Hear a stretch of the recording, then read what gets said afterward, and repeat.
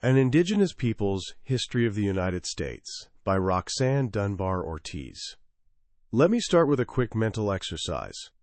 Close your eyes for a second and imagine a map of the United States, but not just any version. Picture it exactly as it looked the moment America won independence from Britain in 1783. What do you see? I'm betting you're picturing something that spreads from sea to shining sea, right? From the beaches of California all the way to New York Harbor. That's what most of us conjure up, and honestly, who can blame us? That iconic shape is burned into our collective memory. But here's where it gets interesting. The country that actually won its independence? It was just 13 scrappy colonies clinging to the Atlantic coastline. All that other land stretching westward that you're imagining? It wasn't sitting there empty, waiting to be claimed like some cosmic prize. It was already home to hundreds of flourishing, complex, ancient nations.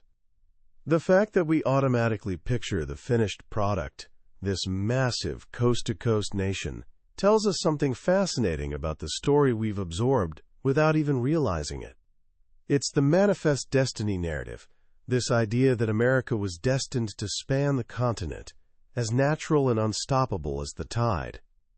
Today, we're diving into a book that takes a sledgehammer to that comfortable narrative. It's called An Indigenous Peoples History of the United States by Roxanne Dunbar-Ortiz. And trust me, this isn't your typical dry history textbook. This book completely rewrites the origin story of America from the ground up. It was a finalist for the National Book Award, and once you hear what's in it, you'll understand why it stirred up such a reaction. The author, Dunbar-Ortiz, brings some serious credentials to the table. She's got a PhD in history, sure, but what really matters is that she spent decades as an activist working alongside indigenous movements. She also carries indigenous heritage herself, though she talks about it with real humility, fully aware of the complicated and often heartbreaking history woven through her own family tree. This book represents a lifetime of work, a lifetime spent pushing back against the sanitized narratives we're all fed, and actually listening to the voices that have been deliberately silenced. Here's what I can promise you. By the time we're done today, you'll never look at American history the same way again. You'll see beyond the simple tale of freedom and progress, to recognize a pattern of conquest, colonization, and violence that started long before 1776 and still shapes our world today. This isn't just some academic exercise about dusty old events. This is about understanding the actual foundation of the country and, in the process, understanding ourselves just a little bit better. Ready? Let's jump in. If we're going to truly understand the story of the United States, we can't start with the Declaration of Independence in 1776, or even with Columbus sailing the ocean blue in 1492. We need to rewind the clock much, much further, back to a time when the Americas weren't a new world at all, but rather an ancient one. For thousands of years before the first European ships appeared on the horizon, the continents we now call North and South America were humming with life and civilization. This wasn't some vast, untouched wilderness dotted with a few wandering tribes. We're talking about a complex network of villages, towns, and even massive cities. Take Cahokia, for instance, located near modern-day St. Louis. At its peak, it was bigger than London, complete with enormous earthen pyramids and a sophisticated social structure that would put many European cities of the time to shame.